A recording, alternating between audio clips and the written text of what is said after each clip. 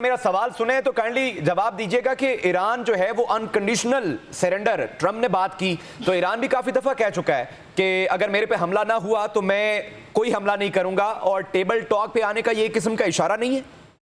Iran ने ऐसा नहीं कहा कि मेरे ऊपर हमला ना हुआ। ईरान तो कहता चला आ रहा है कि इसराइल ने जंग शुरू किया, हम इसको खत्म करेंगे।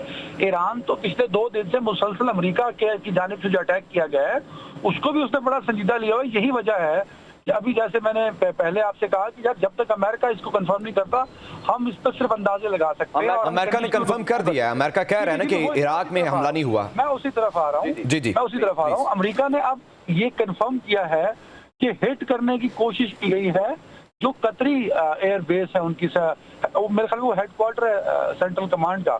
तो अब देखना ये है कि इसके बाद अमेरिका का रिस्पांस क्या होता है। मेरे ख्याल में अगर अब इस हमले को अमेरिका एक संजीदा हमला लेता है तो अमेरिका बाकायदा इस जंग में अब कूद पड़ेगा और इस तरह हालात बड़े पेचीदा होंगे।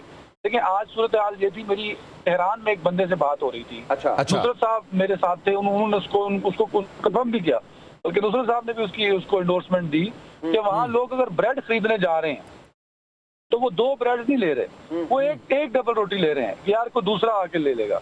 तो ईरानियन बजाते कौम वो बड़े मतलब उनको असेस करना बड़ा मुश्किल सा काम है। तो वो इराक की तरह या अफगानिस्तान की तरह बिहेव नहीं करेंगे।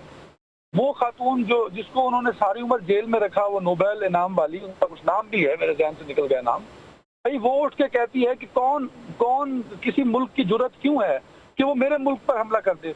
तो ईरानियन बतौर कौम इस वक्त बिहेव कर रहे हैं, और जब बतौर कौम बिहेव किया जा रहा होता है तब सिचुएशन बड़ी डिफरेंट हो जाती है। इस हमले के बाद मैं आपको बताऊं ना कि मोसाद ने पिछले 4 साल में एक भरपूर अपना नेटवर्क बिछाया।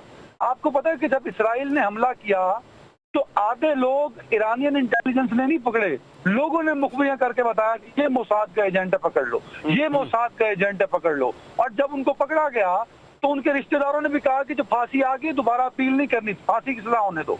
तो वो बताओ, जब कोई तीसरा बंदा ईरानियों में कूद पड़ता है ना तो फिर ईरानी एक जैसे हो जाते हैं, एक साथ हो जाते हैं, और फिर उनको जब एक साथ होकर कौम बन के रिस्पॉन्स करना होता है वो बड़ा खतरनाक हो सकता है। देखें अमेरिका 20 साल बाद बेइज्जत होकर निकला ना इराक से, अफगानिस्तान से।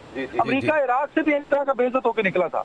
दुनिया की बड़ी सुपर पावर है, उसके पास वो जहाज है, वो टेक्नोलॉजी है, वो मिसाइल है जो दुनिया में किसी मुल्क के पास नहीं है, लेकिन फिर भी वो अफगानिस्तान में फतह का झंडा नहीं गाड़ सका, वो इराक में फतह का झंडा नहीं गाड़ सका। तो मिसाइलों से, बड़ी फौज से, बड़े हथियारों से कभी आप जंग नहीं जीतते होते।